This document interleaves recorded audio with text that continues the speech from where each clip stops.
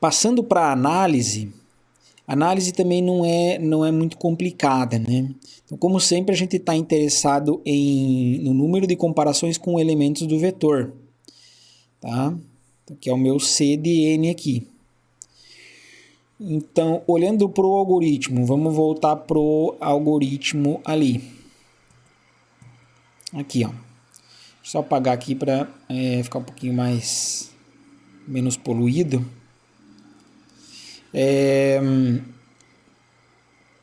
Então, ok. A nossa análise, a gente sabe, vai dar uma relação de recorrência. A relação de recorrência a gente sempre quebra em caso base, né? E caso não base. Primeiro, as linhas de interesse. Quais são as linhas de interesse? Se eu estou contando comparações com elementos do vetor, então aqui, ó, esse do mínimo vai fazer comparações com elementos do vetor. A troca não faz, mas o mínimo faz, tá? Então, essa é uma linha de interesse. E essa daqui é a chamada recursiva, porque daí recursivamente ele vai executar novas chamadas, aqui é esse mínimo, né? Então, são duas linhas de interesse. Aqui não tem nada, aqui não tem nada.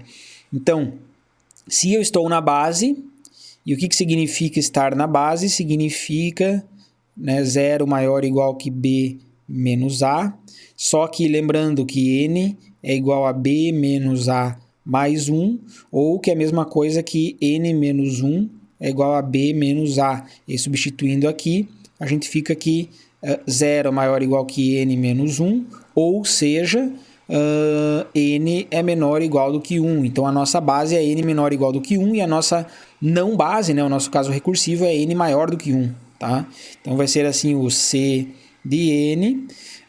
Vou dividir em dois casos. Primeiro caso é de base, então é o vetor com tamanho menor ou igual do que 1 e o outro vetor tamanho maior do que 1. Tá? Nesse caso aqui da base, eu não faço nenhuma comparação com o elemento do vetor. Tá? Então, 0.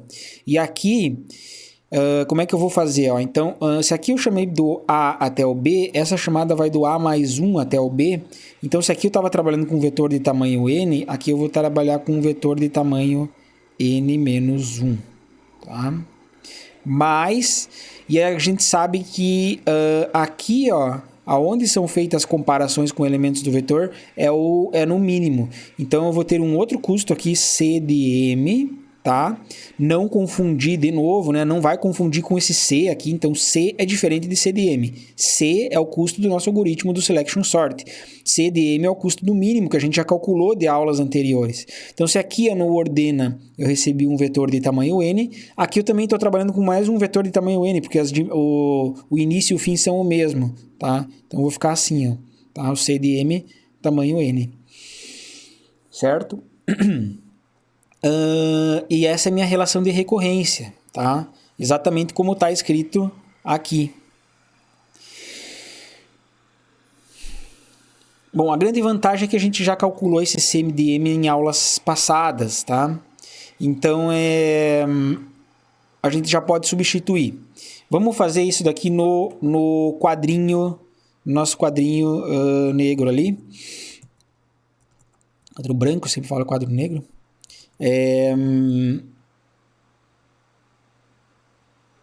Então vamos lá. A minha relação de recorrência é a seguinte: C de N é igual a 0 se o N menor ou igual do que 1 e C de N menos 1 mais C M de N, caso contrário, né? Se o N maior do que 1. Tá? Então vamos abrir aqui a recorrência. C de N é igual a... Então aqui eu só estou copiando a primeira linha.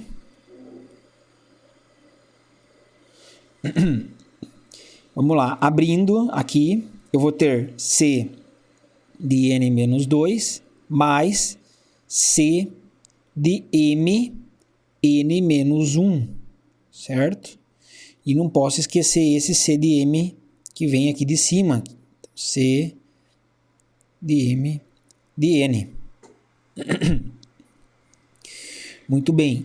Opa, aqui eu acabei cometendo um deslize, aqui deixa eu apagar. C de N menos 2, né? N menos 2. E aí, ok, agora podemos abrir o C de N menos 2 aqui.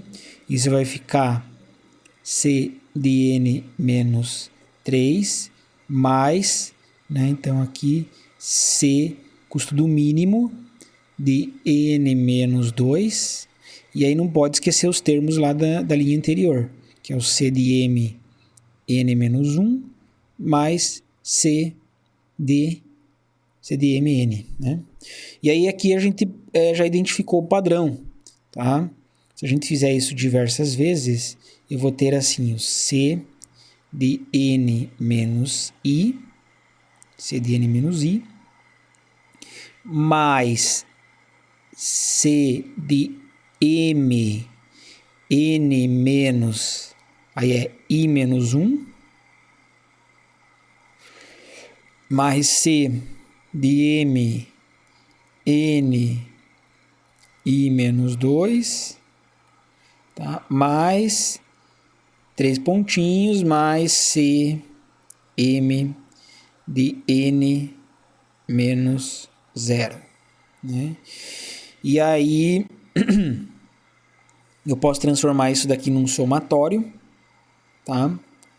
Vamos fazer isso. A gente transformou isso daqui em somatório primeiro, mas vamos fazer primeiro, eu digo na aula passada, mas vamos primeiro perguntar quando para. Vamos fazer ao contrário aqui, só para variar um pouco, né? Então, quando que para? Quando para? Quando a gente para de abrir a recorrência? Quando isso daqui, né, chega na base. Então, é quando N menos I chegar na base. Então, chegar no 1, tá? Vamos colocar assim, igual a 1. Ou seja, isolando o I é igual a N menos 1, tá? Muito bem. E aí, substituindo, né? Substituindo o valor do I encontrado. Então, o que eu vou ter agora? Eu vou ter... eu vou ter C de N menos N menos 1 vai dar C de 1. Justamente. Para a gente chegar na nossa base, foi isso que a gente fez aqui. Mais C de M. Agora, N menos... Quem que é I menos 1? Se o I é N menos 1, então aqui dentro vai ficar N menos 2. N menos 2, tá? Mais C de M, N, aí N menos 3, mais, mais C, N menos 1, mais CM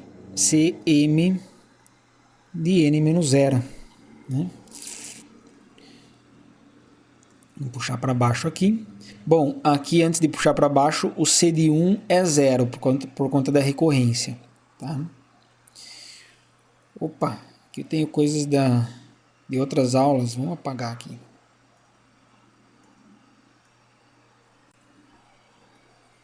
Oh, caramba.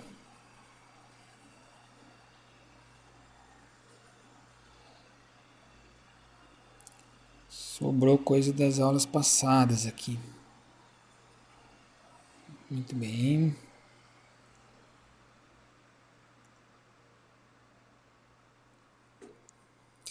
Então, C de 1 é 0, tá? E aí aqui, ó, esse valor aqui é 2, tá? Esse daqui é 3. Aí 4, 5, 6, 7, 8, 9, 10. Vai até o N menos 1 e depois N. Então, aqui é 0, isso aqui vai embora. Então, eu vou ter assim o CM de 2 mais CM de 3 mais mais CM de N. E isso daqui escrito em formato de somatório, eu posso escrever assim, ó, soma do i, que vai de 2 até n, de c, m, de i, tá? E aí a gente vai perguntar, vai resgatar lá o nosso conhecimento das aulas passadas, tá? Qual que é o custo do mínimo, tá? Para um vetor de tamanho i. Bom, eu não estou lembrado exatamente aqui se era, né, custo do mínimo para um vetor de tamanho n. Não sei se era n ou n menos 1, tá? Deixa eu dar uma coladinha aqui nos meus slides, porque eu não estou lembrado. Ah, tá. Então eu disse que é n menos 1. N menos 1. Então vamos voltar aqui para nossa continha aqui. Então é n menos 1. Então isso daqui, para um vetor de tamanho i, isso daqui é i menos 1. Então eu posso escrever assim, ó. Soma do i, que vai de 2 até n, de i menos 1, tá? Bom, o que está acontecendo aqui, ó? Primeira vez eu somo para o i igual a 2, aí vai dar 1, que é 2 menos 1, é 1. Aí depois vai 2, 3, 4, 5, até o n menos 1, porque quando for n, daí vai ser n menos 1. Então essa soma aqui é a mesma coisa que eu somar do i, que vai de 1 até n menos 1, somar i, tá? E o que a gente vai lembrar aqui é a soma do Gauss. A soma do Gauss era assim, né? 1 mais 2 mais tatatã mais k é igual a k vezes k mais 1 sobre 2. Então, substituindo aqui, né? K como se fosse n menos 1, a gente vai ficar com n. Então, vamos lá. Então, vai ficar n vezes n menos 1 sobre 2. Isso daqui o que é? É n ao quadrado menos n sobre 2. Beleza, esse aqui é o resultado. Tudo com igualdade, né? Mas eu posso usar aquela aproximaçãozinha lá.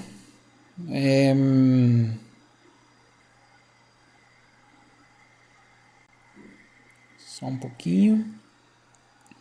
Posso usar aquela aproximaçãozinha e escrever aqui que isso daqui é aproximadamente n ao quadrado sobre 2, tá? N ao quadrado sobre 2. Por que essa aproximaçãozinha aqui eu posso usar? Porque para valores grandes de n aqui, esse menos n aqui, ele vai meio que sumir assim nas contas, tá? Então a gente só fica n ao quadrado sobre 2, que é muito mais, assim, mais interessante, né? Muito mais direto de você apresentar esse resultado, né? O número de comparações do selection sort é n ao quadrado sobre 2. E aqui vem uma questão interessante, né? O número de comparações do selection sort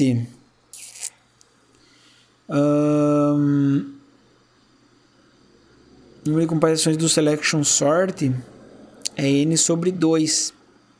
E a pergunta é, isso é no pior caso ou no melhor caso?